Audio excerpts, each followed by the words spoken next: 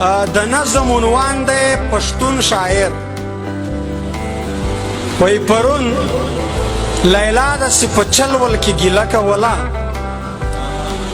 پرون لیلا داسې په چلول کې ګیله کوله، ویلې خفه نشې څه داسې یې کیسه کوله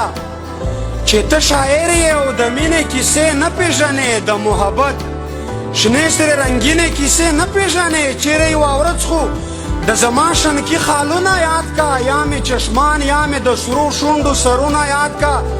یا مې د تورو زلفو ول په ول تارونه یاد کا، یا خو مې چیرې د بنګړو ډک مړوندونه یاد کا.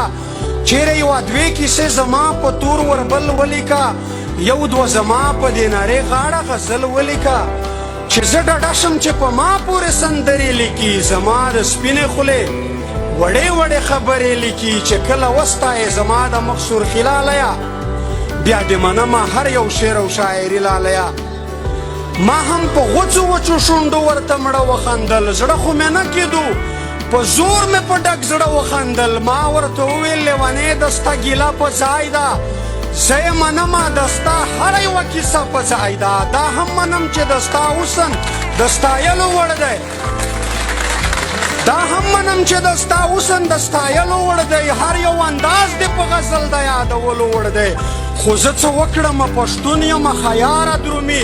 قسم په خدای که مې په خوله د عشق ټپه را درومي. څنګه یې ولیکم ضمیر اجازت نه راکوي، ما ته د وران وطن تصویر اجازت نه راکوي چې شنه خالونه لیکم شنه لوګي بارود را یاد شي، هغه د کلي په جومات د بمبار دود را یاد شي، چې سره لبان لیکم نو سرې وینې مې زړه ته راشي،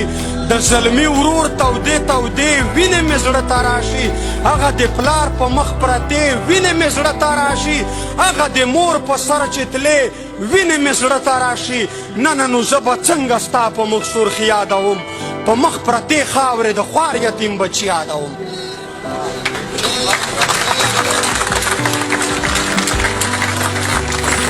اوس زه د ستا د شنو بنګړو ډک مړوندونه یاد کړم،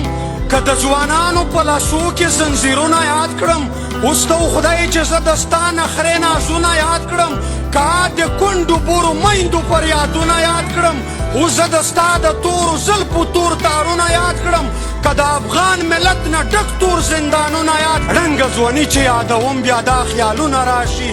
د سکي مې زړه تړنګ کنډر کنډر کورونه راشي، خیال ته مې هغه لوټې لوټې بازارونه راشي، اوف بیا په خیال کې د خپل کور رنګ دیوالونه راشي. زمونږ په لر او بر افغان کې یمتونه جوړ دي، په هر یو کلي او هر کور کې متمونه جوړ دي، مونږ خو په یوه ورځ کې له سلو زیات قبرونه جوړ دي، له جنازو نه موسم لوی لوی کتارونه جوړ دي، د کلي پیغلې د بېلتون په رنځ رنځورې ژاړي، دلته په هر یوه کور کې دوې درې کونډې بورې ژاړي، ستر یې ماتی په یوه بل کور کې مزدورې ژاړي، ټکرې یې پاتې دي په منډو ځي سرتورې ژاړي، بچیان مو ګرځي په کوڅو کې خیراتونه غواړي، په یوه ډوډۍ پسې د ښار واړه کورونه غواړي.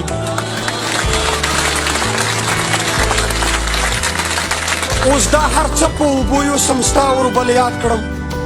د یتیمانو ژړا پرېږدم ستا خندل یاد کړم،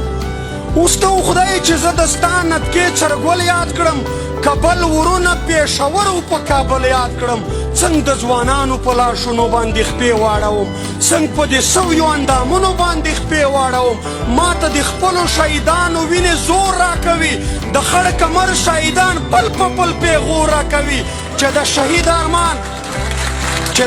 ارمان د قبر تصویرونه وینم، چې د مورکۍ په دعاو چت لاسونه وینم، نو په دې خپلې بېوسۍ په چغو چغو ژاړم، د پښتون قام په بربادۍ په چغو چغو ژاړم، لا خو مې ارتې تڼۍ واړه دشمنان ګرځي، زه ورته ګورم د نقیب تور قاتلان ګرځي، ما د طاهر د وړ د سبي بدن پور وانخیست، ما له تر نن بدل د ګران هارون بېلور وانخیست، ما له د خپل قام ننګیالي ځوانان ګټلي نه دي، ما د عارف غوندې تنکي ځوانان ګټلي نه دي. لیلا ما وبخښه خالونه اوربل څنګه یاد کړم،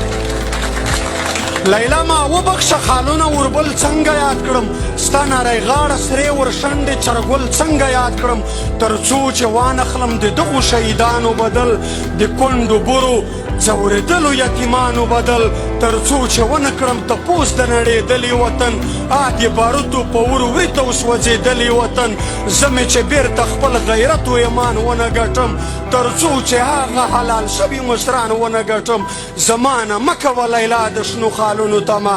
د ستا په حسن د غزلو او شعرونو تمه بیا لیلا سوړ اسویلی وکړ بیا یې دا وویل په عاجزي یې غرۍ ونیولې په ژړا وویل چې اوف ما ماف که ګیلې بس که ګیله منه یاره دلر او بر افغان ولس په دردمنه یاره دلر او بر افغان ولس په دردمنه یاره